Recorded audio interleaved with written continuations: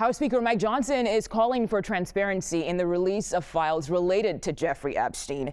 Johnson said while it's a delicate subject, he believes everything should be put out there to allow people to decide for themselves. But even though he called for transparency, Johnson also recently blocked an effort by Democrats to push for the files to be released.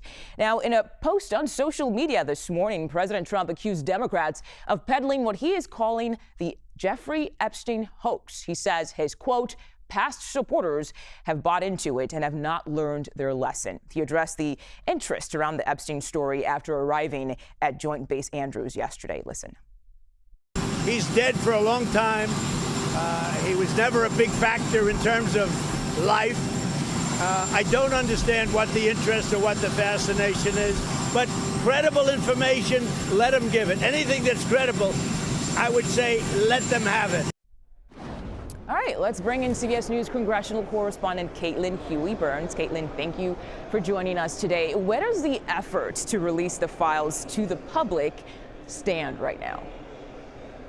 Well, Mugo, this has been a fascinating case developing that has kind of scrambled alliances on this. You have this division within the Republican Party and within the MAGA base, if you will, about the release of these files. Remember, this is something that really fueled the base during the campaign, something that Trump had talked about. Now you're seeing some members, and you mentioned Mike Johnson there, call for some full transparency. Meanwhile, what's interesting here is you have Democrats now trying to seize the political moment here, urging the DOJ to release all documents and files and release a report to Congress. And that's significant because this is not something that had really been talked about in Democratic kind of party circles until now, and they kind of see it as a way to try to squeeze the president. I asked Minority Leader Chuck Schumer yesterday why they didn't call for this in the previous administration when Democrats controlled the White House and the DOJ, and he said essentially doesn't matter, we're pressing for it now. So this is something we are following because the president very much wants to put this out, as you mentioned in the social media post, but you do have some members, including the highest ranking Republican official up here, Mike Johnson, saying that full transparency, get everything out. What does that do? What kind of pressure does that apply? Pam Bondi has said she is here to serve the president as long as he wants her there, and there's no indications otherwise. Okay, Caitlin, let's switch to a different topic because last night the Senate advanced President Trump's request to cancel billions in foreign aid and public media funding, with Vice President J.D. Vance issuing that tie-breaking vote. So what concerns are you hearing right now from lawmakers about this package? That's right. This is money that Congress already approved to be used, but that the White House wants back, about $9.5 billion worth. And there were some sticking points heading into this. We've talked about this all week. There were several Republicans who were concerned about cutting PEPFAR funding, which is, of course, funding for a long bipartisan AIDS and HIV prevention program used globally.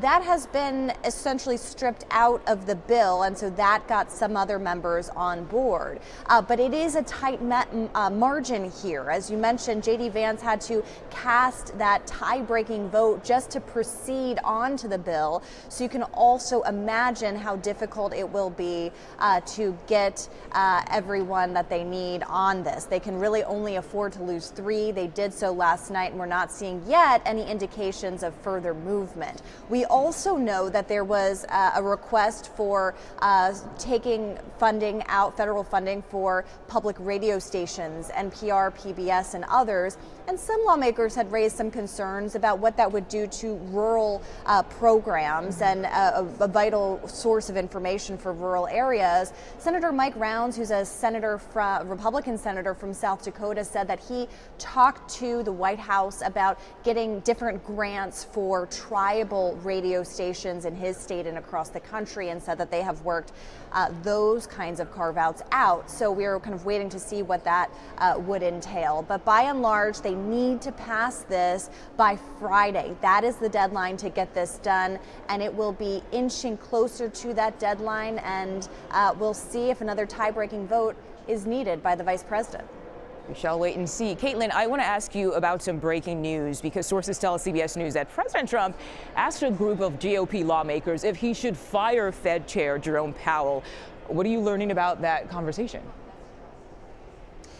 That's right. Well, the president met with a handful of Republican lawmakers on this cryptocurrency legislation that they're trying to get through Congress. You had several Republicans hold out on that, and they met with the president yesterday to go over that. And during that meeting, we are told that he asked lawmakers if he should fire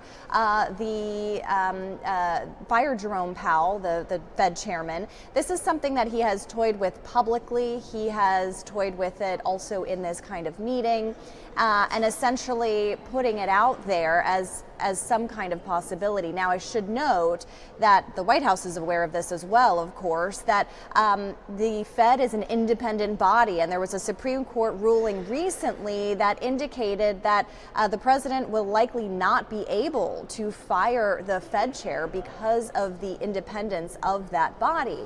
But this is a toying with the idea of putting it out there. This is something, of course, if it happened, could potentially roil the markets at a very vulnerable time for this administration. And as you said there, this is just toying with the idea, but have we heard anything from Democrats about the possibility of this? And if so, how are they reacting?